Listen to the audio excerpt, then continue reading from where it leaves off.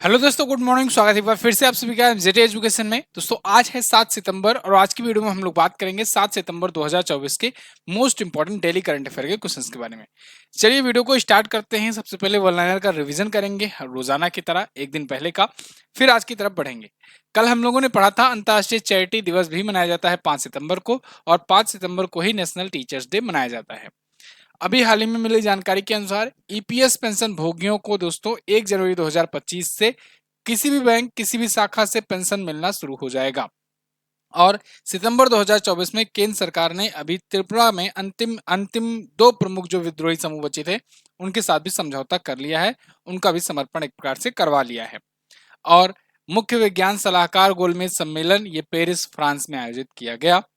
इसके अलावा नागालैंड के वोखा जिला प्रशासन के द्वारा अभी वोखा साथी ऐप बनाया गया है और इस ऐप ने अभी ई गवर्नेंस योजना के लिए गोल्ड मेडल जीता है। इसके अलावा भारत की राष्ट्रपति द्रौपदी मुर्मू जी ने महाराष्ट्र में विश्व शांति बुद्ध विहार का उद्घाटन किया हुआ है। और हम लोगों ने कल पढ़ा था कि लॉरियल का पेरिस का ग्लोबल एम्बेसडर आलिया भट्ट और ऐश्वर्या राय को बनाया गया है। इसके अलावा आईआईटी बॉम्बे इंजीनियरिंग रैंकिंग में सरकारी कॉलेजों में टॉप पर रहा है। राष्ट्रपति द्रौपदी मुर्मू जी ने अभी दिल्ली के जो केंद्र शासित प्रदेश के उपराज्यपाल हैं विनय कुमार सक्सेना जी, उनको बोर्ड गठित करने और सदस्यों की नियुक्ति करने की शक्तियां दे दी हैं। प्रधानमंत्री मोदी सिंगापुर दौरे पर भारत सिंगापुर के साथ सेमीकंडक्टर क्षेत्र पर समझौता किए हैं। इस पर हम लोग कल चर्चा किए थे। तो ये टॉप 10 करंट अफेयर के क्वेश्चंस थे जो कल हम लोगों ने डिटेल से पढ़े थे। आज 1 मिनट में आपने रिवीजन किया है वन लाइनर के रूप में। अब हम लोग बात करेंगे आज के करंट अफेयर की। लेकिन कल वाली जो वीडियो का जो भी कंटेंट था, अगर उसको आपने पीडीएफ फॉर्मेट में नहीं प्राप्त किया है तो जाकर एमजेटी ऐप पर प्राप्त कर लो, या फिर आपने उसका क्विज नहीं लगाया है तो क्विज भी जाकर के लगा लो। बिल्कुल फ्री में आप क्विज और पीडीएफ डेली का प्राप्त कर सकते हो एमजेटी ऐप से। गूगल प्ले स्टोर से एमजेटी ऐप डाउनलोड करो। और साथियों, अगस्त महीने की ई बुक आ चुकी है। जिनको जिनको लेना है वो जाकर के एमजेटी ऐप से इसे प्राप्त कर सकते हैं। अब और भी ज्यादा बेहतरीन कंटेंट इसमें शामिल कर दिए गए हैं। वन लाइनर स्टैटिक जो होता था, जो अलग से नहीं दिया जाता था पहले, अब इसको भी शामिल कर लिया गया है इसमें। चलिए पहला क्वेश्चन देखते हैं। हाल ही में किस राज्य में 10 दिवसीय ओणम उत्सव की शुरुआत हुई? तो दोस्तों जैसा कि आप जानते हो, ओणम महोत्सव प्रत्येक वर्ष केरल में मनाया जाता है। ये 10 दिवसीय महोत्सव होता है ओणम। याद रखना, बहुत ही यहाँ का प्रसिद्ध त्योहार है, उत्सव है। ठीक है, तो ओणम उत्सव जो है ये अथम के साथ शुरुआत हुआ है। यहाँ पर 10 दिन में ये उत्सव मनाया जाता है और 10 दिन अलग अलग रूप में मनाया जाता है। जैसे पहला जो दिन होता है उसे अथम बोलते हैं। तो ऐसा क्वेश्चन सीजीएल वगैरह में देखने को मिल सकता है। तो अथम से शुरुआत होता है और अंत हिस्सा होता है किससे? तिरुवोनम से। तिरुवोनम से इसका समापन होता है। ठीक है, तो 10 दिवसीय होता है और श्री कक्कारा मंदिर में ये उत्सव शुरू हुआ है। 10 दिनों तक मनाया जाता है, ऐसा भी क्वेश्चन पूछा जाएगा। साथियों, ऐसे ही एक हॉर्नबिल फेस्टिवल होता है जो नागालैंड में मनाया जाता है 1 दिसंबर से 10 दिसंबर। वो भी 10 दिनों का होता है, नागा जनजातियों के द्वारा मनाया जाता है, वो फिक्स होता है। ठीक है, 1 से 10 दिसंबर हर साल। यहाँ पर केरल में 10 दिवसीय ओणम महोत्सव जो होता है ये केरल के कैलेंडर के अनुसार या कहें मलयालम कैलेंडर के अनुसार जब चिंगम महीना चल रहा होता है तब मनाया जाता है। ठीक है, यहाँ पर कुछ और महोत्सव हैं, इनका रिवीजन कर लेते हैं। जैसे अभी कटारा गामा एसाला महोत्सव श्रीलंका में मनाया गया, उत्तराखंड में हरेला पर्व हुआ, हेमिस महोत्सव लद्दाख में मनाया गया, खीर भवानी महोत्सव खीर भवानी मेला जम्मू कश्मीर में लगता है, सागा दावा उत्सव सिक्किम में, और केरल में राजसी चिथराई महोत्सव मनाया गया। मेघालय में 34वां खिलांग महोत्सव आयोजित किया गया था। केरल के बारे में जानो। केरल आपको दिख जाएगा, यहाँ पर है केरल, दक्षिण भारत में है। पिनराई विजयन सीपीआईएम पार्टी से यहाँ के सीएम है। गवर्नर है आरिफ मोहम्मद खान। तिरुवनंतपुरम जो है इसकी राजधानी है साथियों। और यहाँ पर इडुक्की वन्यजीव अभ्यारण्य है। साइलेंट वैली नेशनल पार्क है, मोस्ट इंपॉर्टेंट, साइलेंट वैली पूछा जाता है। पेरियार वन्यजीव अभ्यारण्य है। देखो साइलेंट वैली यहाँ पर है, पिन वैली कहाँ पर है आप कमेंट करके मुझे बताओ। ठीक है, पिन वैली नेशनल पार्क कहाँ पर है बताइए। कथकली, मोहिनीअट्टम और कालियट्टम ये यहाँ के प्रमुख शास्त्रीय नृत्य हैं। ठीक है, 14 जिले हैं, 140 विधानसभा में और 20 लोकसभा और 9 राज्यसभा में यहाँ से सीट जाती है। अपना बॉर्डर ये कर्नाटक और तमिलनाडु से शेयर करता है। अगला, 5 सितंबर 2024 को किस देश ने ब्रिटेन और यूरोपीय संघ के साथ दुनिया की पहली एआई संधि पर हस्ताक्षर किया है? तो साथियों, अभी अमेरिका ने ब्रिटेन और यूरोपियन यूनियन के साथ ईयू के साथ समझौता किया है एआई को लेकर के। देखिए यहाँ पर आर्टिकल है, US Britain and EU to sign first legally binding international AI treaty, तो इंटरनेशनल एआई ट्रीटी पर बातचीत चल रही है। देखो एआई कितना खतरनाक हो सकता है, इसका दुरुपयोग ना हो पाए, इससे बचा जाने के लिए ब्रिटेन में ही समिट भी हुआ था। और अब यहाँ पर देखिए एक संधि पर हस्ताक्षर हुआ है, जिससे इसके दुरुपयोग को लेकर के बचाया जा सके दुरुपयोग होने से। तो एआई यानी कि आर्टिफिशियल इंटेलिजेंस, कृत्रिम बुद्धिमत्ता, इसके बारे में आप भलीभांत वाकिफ हो। तो एआई 57 देशों के बीच वर्षों से बातचीत का ये परिणाम है कि एआई सम्मेलन होता है, और अब इसी में 3 देश आ गए हैं जो ट्रीटी पर भी हस्ताक्षर कर दिए हैं। ये लिथुआनिया के विनियस में आयोजित किया गया था यूरोप परिषद सम्मेलन, इस दौरान संधि हुआ है। ठीक है, चलिए अगला। सितंबर 2024 में पीएम मोदी ने किस राज्य में जन संचय जन भागीदारी पहल की शुरुआत की? तो पीएम मोदी के द्वारा जन संचय जन भागीदारी पहल की शुरुआत की गई। कहां पर? यह की गई दोस्तों गुजरात में। गुजरात में सूरत में, जिसे डायमंड सिटी कहते हैं, वहां पर ही हुआ। देखिए पीएम मोदी लॉन्चेस जल संचय जन भागीदारी इनिशिएटिव इन गुजरात। ठीक है, तो गुजरात के सूरत में इन्होंने ये शुरू किया है। उद्देश्य क्या है कि जल संरक्षण में सामुदायिक भागीदारी को सुदृढ़ किया जाए। जल संरक्षण, वाटर कंजर्वेशन, ये बहुत जरूरी है, क्योंकि देखो वाटर तो पृथ्वी पर 70% ज्यादा मौजूद है, लेकिन पीने लायक केवल 1.5 से 2% पानी ही है जिन्हें पिया जा सकता है और जिससे अपना शरीर चलाया जा सकता है। तो ऐसे में वाटर का संरक्षण करना बहुत ज्यादा जरूरी है। प्लस गुजरात के कुछ इलाके, महाराष्ट्र के कुछ इलाके ऐसे भी हैं, कर्नाटक में भी इवन, जहां पर सूखा भी पड़ जाता है, पानी के लिए लोग तरसते हैं। तो ऐसे में जल संरक्षण करके ऐसे लोगों की भी मदद की जा सकती है। ये पहल 2019 में शुरू की गई जल शक्ति अभियान कैच द रेन अभियान का ही एक हिस्सा है। कैच द रेन जो अभियान शुरू किया गया था, इसके तहत क्या था? इसके तहत जो वर्षा का पानी होता था उसको स्टोर किया जाता था, है ना, और उसके बाद उसका यूज किया जाता था। तो कैच द रेन ये अभियान था। यहाँ पर गुजरात के बारे में देख लो। गुजरात आपको यहाँ पर दिख जाएगा मैप में। गुजरात की राजधानी गांधीनगर होती है। भूपेंद्र पटेल जी यहाँ के सीएम है बीजेपी पार्टी से। गवर्नर है आचार्य देवव्रत जी। और यहाँ पर झीलों की बात करें तो कांकरिया झील है, नल सरोवर है, थोल झील है, हमीरसर झील है। गिर नेशनल पार्क याद रखना बहुत ज्यादा इंपॉर्टेंट है, क्योंकि गिर नेशनल पार्क फेमस है एशियाई शेरों के लिए। आपसे पूछा जाएगा एशियाई शेर सबसे ज्यादा कहाँ पाए जाते हैं, तो आप बताओगे गिर नेशनल पार्क में। वंसदा नेशनल पार्क, नल सरोवर पक्षी अभयारण्य, कृष्ण राष्ट्रीय उद्यान, ये हैं। गरबा, डांडिया, ये प्रमुख यहाँ के लोक नृत्य हैं। 33 जिले हैं, 182 विधानसभा में सीटें हैं, और 26 लोकसभा में और 11 राज्यसभा में यहाँ से सीट जाती है। बॉर्डर शेयर की बात करें तो गुजरात महाराष्ट्र ये दोनों अलग ही हुए थे 1 मई 1960 को, इसीलिए 1 मई को प्रत्येक वर्ष मनाया जाता है गुजरात और महाराष्ट्र का स्थापना दिवस। इसके अलावा ये मध्य प्रदेश से और राजस्थान से भी अपना बॉर्डर लगाता है। क्षेत्रफल की दृष्टि से 5वां सबसे बड़ा राज्य है। ठीक है, 4 राज्य मैंने कई बार आपको बताए हैं। अगला, हाल ही में किसे यूपी महिला आयोग का अध्यक्ष नियुक्त किया गया? तो यूपी महिला आयोग की अभी अध्यक्ष और उपाध्यक्ष की नियुक्ति हुई। अध्यक्ष तो बनाए गए हैं दोस्तों बबीता चौहान, ये बनाई गई हैं अध्यक्ष, और अध्यक्ष और उपाध्यक्ष बनाई गई हैं दोस्तों अपर्णा यादव। अपर्णा यादव ये भी बीजेपी पार्टी की लीडर हैं आज के टाइम पर, ये उपाध्यक्ष बनाई गई हैं। हालांकि ये समाजवादी पार्टी के संस्थापक मुलायम सिंह यादव जी की बहू हैं, लेकिन अपर्णा यादव जी अभी के टाइम पर ये बीजेपी में हैं। तो ये महिला, चर्चे में यही क्वेश्चन था यहाँ पर ज्यादा कि ये उपाध्यक्ष बना दी गई हैं। तो यूपी की महिला आयोग की ये उपाध्यक्ष बनाई गई हैं, ये अपर्णा यादव हैं। और अध्यक्ष लेकिन बनाया गया है किसे? अध्यक्ष बबीता चौहान को बनाया गया है। क्लियर है? राज्यपाल आनंदीबेन पटेल जी ने इन दोनों की नियुक्ति की है अपने अधिकारों का यूज करते हुए। यहाँ पर कुछ और प्रमुख नियुक्तियां हैं। ये बहुत बहुत इंपॉर्टेंट पेज है, very very most important page, क्योंकि इसमें जितनी भी नियुक्तियां हैं वो सब की सब इंपॉर्टेंट है और अभी हाल फिलहाल में हुई हैं। देखिए, जैसे अभी रजनीश नारंग को एचपीसीएल का अंतरिम अध्यक्ष नियुक्त किया गया है।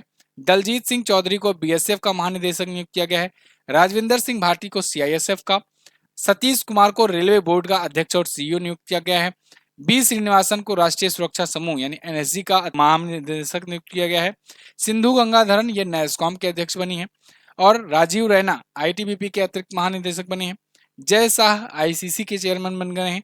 गोविंद मोहन ये केंद्रीय गृह सचिव बने हैं। ठीक है, सभी नियुक्तियां इंपॉर्टेंट है।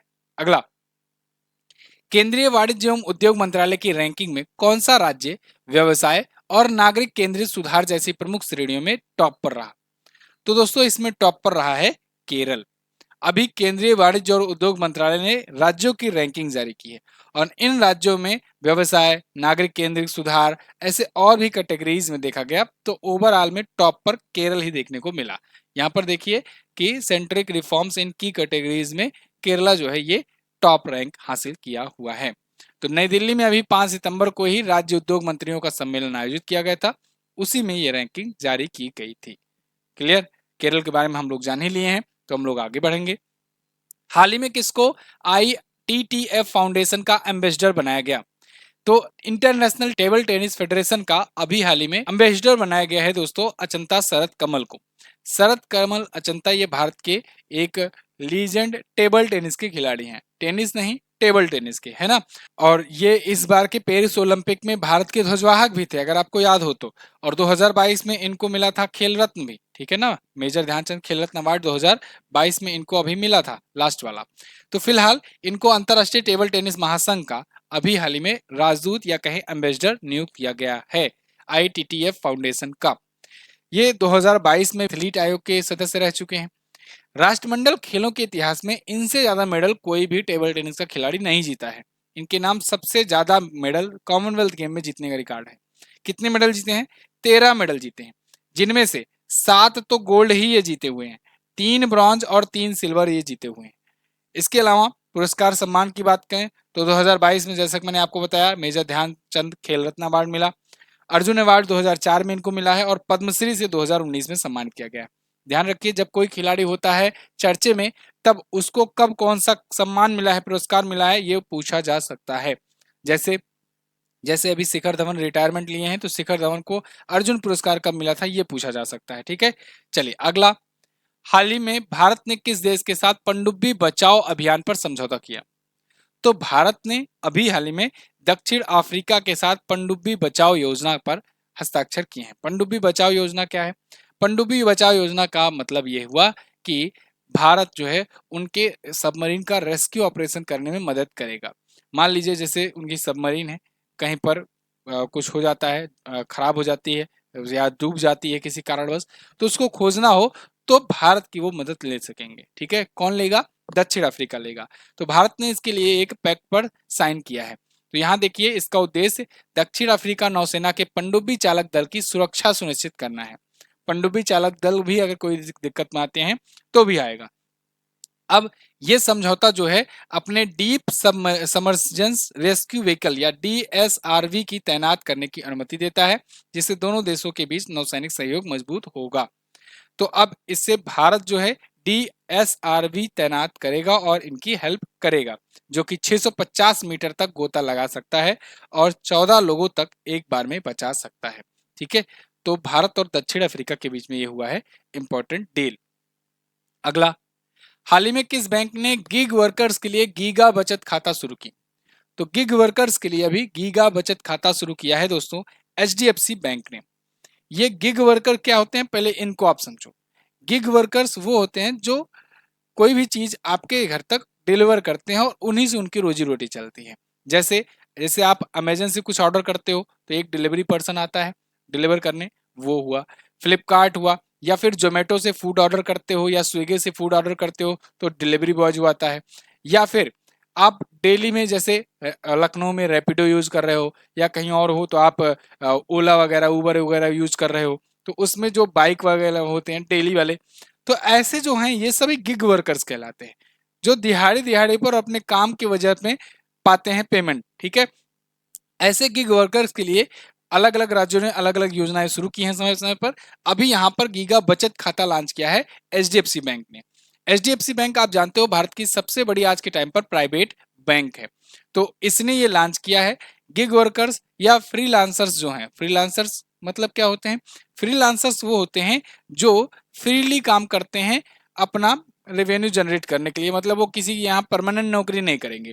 जैसे जैसे मान लो कि थंबनेल डिजाइन करना हुआ तो फ्रीलांसर में क्या कहेंगे कि चलो ठीक है आज हम आपका थंबनेल डिजाइन कर दिए, हमारा इतना पैसा हुआ, हमें पेमेंट कर दो, बस बात खत्म। इसके बाद फिर दूसरे यहाँ दूसरा कर लेंगे। तो मतलब वो टास्क बेस्ड जो होते हैं वो किसी कंपनी या किसी एक संस्था के बेस पर नहीं काम करते हैं। मतलब वो किसी के लिए भी काम कर सकते हैं और किसी के लिए भी नहीं काम कर सकते, जब उनको पैसे की जरूरत होगी तब वो काम करेंगे। तो ऐसे बहुत सारे काम बहुत सारे टास्क जो है फ्रीलांसर्स द्वारा लोग करा भी लेते हैं, जिससे उनको किसी की परमानेंट सैलरी भी नहीं देनी होती है। जब काम होता है तो वो किसी से भी वो बेस्ट जो रहता है उससे करा भी लेते हैं। तो एम्प्लॉयर की भी खुशी, एम्प्लॉय की भी खुशी। ऐसे लोगों को यानी गिग वर्कर्स और फ्रीलांसर दोनों के लिए ये उत्पाद और सेवाओं के लिए ये गिग बचत खाता लॉन्च किए गए हैं। इसमें बहुत सारे बेनिफिट्स दिए जा रहे हैं। जैसे मेट्रो या शहरी क्षेत्र के हैं तो 10,000 रुपये, या अर्ध शहरी ग्रामीण क्षेत्र हैं तो 5,000 रुपये तक का वो स्टोर करेंगे अपने यहाँ, तब भी उनका तिमाही शेष पर वो अकाउंट चल जाएगा। अमूमन आप देखते हो 10,000 मिनिमम रखना पड़ता है, वो नहीं होना पड़ेगा हर महीने, ठीक है, ये 3 महीने पर छूट दे रहे हैं। इसके अलावा गीगा बचत डेबिट कार्ड ये लॉन्च कर रहे हैं, जो 10 लाख रुपए तक के व्यक्तिगत आकस्मिक मृत्यु यानी कि बीमा के साथ आएगा। एचडीएफसी बैंक की अगर बात करें तो स्थापना उसकी 1994 में हुई थी। मुंबई में हेडक्वार्टर है। एमडी और सीईओ हैं शशिधर जगदीशन। अगला, हाल ही में फ्रांस के नए प्रधानमंत्री कौन नियुक्त किए गए? तो फ्रांस के नए प्रधानमंत्री दोस्तों अब बन गए हैं मिशेल बार्नियर। मिशेल बार्नियर आपको यहां पर दिख रहे हैं, ये फ्रांस के नए प्रधानमंत्री होंगे। ध्यान रहे, वहां पर राष्ट्रपति के पास ज्यादा पावर होती है, प्रधानमंत्री के पास कम पावर होती है। राष्ट्रपति प्रधानमंत्री को नियुक्त करता है। तो राष्ट्रपति हैं इमैनुअल मैक्रोन, और अभी हाल में मिशेल बार्नियर को इन्होंने प्रधानमंत्री नियुक्त किया। क्योंकि देखो पिछले दिनों में बहुत सारी घटनाएं हुई पेरिस में भी। अभी जब ओलंपिक शुरू हो रहा था तो उसके पहले भी वहां पर बहुत सारा दंगा, बहुत सारा तोड़फोड़ देखने को मिला था। बहुत सारे लोग प्रयास किए सत्ता को गिराने की, मतलब कि तख्ता पलट करने की भी कोशिश की। तो ऐसे में वो काफी लंबे समय से ढूंढ रहे थे कोई ऐसा प्रधानमंत्री आए जो ऐसे जो एक्टिविटीज हो रहे हैं उनको दबा सके, उनको दबाने में मदद कर सके। तो उनको फाइनली इनकी तलाश पूरी हुई और मिशेल बार्नियर मिले हैं, जो कि यूरोपियन यूनियन का जब पूर्व ब्रेग्जिट वार्ता चल रही थी ना ब्रिटेन के बीच, यूरोपीय संघ और ब्रिटेन के बीच, तो वो भी कराने के दौरान ये इनके वार्ताकार रहे थे 2016 से 2021 तक। ब्रेग्जिट क्या है इसको समझो। ब्रेग्जिट, ब्रेग्जिट ठीक है ना, ब्रिटेन एग्जिट। तो ब्रिटेन जब एग्जिट हुआ था कहां से? ईयू से। जी हाँ, आज के टाइम पर यूरोपियन यूनियन का मेंबर नहीं है ब्रिटेन। तो जब ये ब्रिटेन अलग हो रहा था, इसको लेकर के बहुत दिनों से प्रोटेस्ट चल रहे थे। मतलब दो धड़े में बटा हुआ था ब्रिटेन। एक धड़ा चाहता था कि ब्रेग्जिट हो जाए, मतलब ब्रिटेन से ईयू से ब्रिटेन बाहर हो जाए। एक धड़ा चाहता था नहीं, हमको ईयू का सदस्य रहना चाहिए। तो यूरोपियन यूनियन से फाइनली ब्रेग्जिट हुआ, और ये बोरिस जॉनसन के समय पर हुआ था, ठीक है, जब वहां के वो प्राइम मिनिस्टर थे ब्रिटेन के। तो उस दौरान ये फ्रांस के वार्ताकार रहे थे ब्रेग्जिट के दौरान, ठीक है ना, समझ में आई बात। चलो, तो ब्रिटेन एग्जिट मतलब ब्रेग्जिट है, ये बात ध्यान रखना। आ जाते हैं फ्रांस पर। तो फ्रांस के जो प्रधानमंत्री हैं ये आए हैं गैब्रियल अडल की जगह पर। राजधानी पेरिस में है, और पेरिस में ही अभी ओलंपिक हुआ है, आप सबने देखा। भारत ने कितने मेडल जीते? 6 मेडल जीते, जिसमें से 1 सिल्वर था और 5 ब्रॉन्ज मेडल था भारत का। यूरो यहाँ की करेंसी होती है। पेरिस में ही बहुत सारी संस्थाओं का हेडक्वार्टर है। फॉर एग्जांपल, पेरिस में आप यूनेस्को का हेडक्वार्टर याद रखना, एफएटीएफ का हेडक्वार्टर याद रखना, फाइनेंशियल एक्शन टास्क फोर्स का। अगला, भारत के लिए जूडो में मेडल जीतने वाले पहले पैरालंपिक खिलाड़ी कौन बने? ये भी इंपॉर्टेंट क्वेश्चन है। भारत के लिए अभी तक जूडो में किसी भी पैरालंपिक खिलाड़ी ने कोई मेडल नहीं जीता था। तो जूडो में पहली बार भारत को मेडल मिला है। वैसे भारत बहुत अच्छा काम कर रहा है, बहुत अच्छा प्रदर्शन कर रहा है पैरालंपिक्स में। देखिए, ओलंपिक में तो हम लोगों ने पिछली बार से भी ज्यादा बदतर पोजीशन हासिल की, और मतलब बेकार स्थिति रही। लेकिन पैरालंपिक में बहुत बढ़िया रिस्पॉन्स चल रहा है। अभी मैं आपको बताऊं कि अभी 2 दिन का खेल बाकी है, आज और कल का, लेकिन फिर भी भारत की पोजीशन जो है 26 मेडल आ गई है। भारत 26 मेडल या 27 मेडल, सॉरी 27 मेडल के साथ अभी के टाइम पर 17वें पोजीशन पर है। हालांकि पोजीशन की बात करें तो अभी बीच में ये 14वें नंबर पर पहुंचा था कल, लेकिन फिर लास्ट में पता लगा कि भाई थोड़ा सा और पीछे चला गया है। और लेकिन अब 6 गोल्ड आ चुके हैं अब तक भारत के, 9 सिल्वर और 12 ब्रॉन्ज के साथ टोटल 27 मेडल हैं। ये भी हाईएस्ट। पिछली बार भारत 24वें स्थान पर एंड किया था पैरालंपिक्स में, लेकिन इस बार 17 पोजीशन अभी चल रहा है, 17, 14, 15 ऐसे चल रहा है। अभी 2 दिन का खेल बाकी है, ठीक है ना, 2 दिन का खेल अभी बाकी है। तो अभी और भी रैंक और भी मेडल लाने की उम्मीद है। फिलहाल हम लोग बात करेंगे कपिल परमार की, जो कि पहले जूडो के खिलाड़ी बने हैं पैरालंपिक्स में भारत को मेडल दिलाने वाले। इन्होंने जीता है ब्रॉन्ज मेडल। इन्होंने अभी J160 किलोग्राम की श्रेणी में ब्राजील के एल्टन डी ओलिवोरिया को हरा करके ब्रॉन्ज जीता हुआ है। दोस्तों, इनके 2009-10 में करंट लगा था और जिसकी इनकी आंखों की रोशनी चली गई थी। ये 80% दृष्टिबाधित हैं, और उसके बावजूद ये पैरालंपिक्स में जाकर के मेडल जीते हैं। आपने बहुत सारे खिलाड़ियों पर मूवीज देखी होंगी, बहुत सारे खिलाड़ियों की स्ट्रगल स्टोरी देखी होगी, लेकिन मैं कहता हूं कि असली स्ट्रगल जो है ना वो पैरालंपिक के खिलाड़ियों को देखने के मिलेंगी। इसी पर लेकर के अभी एक मूवी आई थी, मुझे ध्यान आ रहा है, चंदू चैंपियन। आप टाइम निकाल करके देखिएगा जरूर, चंदू चैंपियन। आप अगर आपको आपको अगर ये लगता होगा ना कि अब मुझे बस कर देना चाहिए, अब मुझे रुक जाना चाहिए, अब मेरी किस्मत में नहीं है ऐसा वैसा, चंदू चैंपियन देख लो, एंड तक देख लो, रोना आ जाएगा आपको कि बंदा हार ही नहीं मानता। फिलहाल ये थे आज के दिन के टॉप 10 करंट अफेयर के क्वेश्चन। आई होप आपको वीडियो पसंद आए होगा। जिनको जिनको ई बुक लेना है वो जाकर के ई बुक सेक्शन से एमजेटी ऐप में ले सकते हैं। जिनको इस वीडियो को पीडीएफ और क्विज चाहिए वो भी एमजेटी ऐप पर ही प्राप्त कर पाएंगे। बात करेंगे अब लास्ट डे के क्वेश्चंस की। कल मैंने आपसे क्वेश्चन पूछा हुआ था कि स्वतंत्र भारत के पहले उपराष्ट्रपति कौन थे, तो सर्वपल्ली राधाकृष्णन जी थे पहले उपराष्ट्रपति, दूसरे राष्ट्रपति। और भारत और ब्रुनेई के बीच राजनयिक संबंध कब स्थापित हुए थे, तो 1984 में। आज आपको क्या बताना है कि यूनेस्को की स्थापना कब की गई थी, यूनेस्को के बारे में आप सब बता डालो, यूनेस्को की वर्ल्ड हेरिटेज साइट के बारे में आप बता डालो। IIRF रैंकिंग, इंजीनियरिंग रैंकिंग में प्राइवेट कॉलेज में टॉपर कौन है, गवर्नमेंट कॉलेज वाला तो कल हम लोगों ने देखा था, आज बताओ प्राइवेट कॉलेज कौन है। ठीक है, डिटेल वाले में कल हम लोगों ने डिस्कस किया था इसको। चलिए, बहुत बहुत धन्यवाद आप सभी का यहाँ तक वीडियो देखने के लिए। वीडियो अगर पसंद आया करे तो लाइक और शेयर कर दिया करो। मिलेंगे अगली वीडियो में, तब तक के लिए नमस्कार, जय हिंद, वंदे मातरम।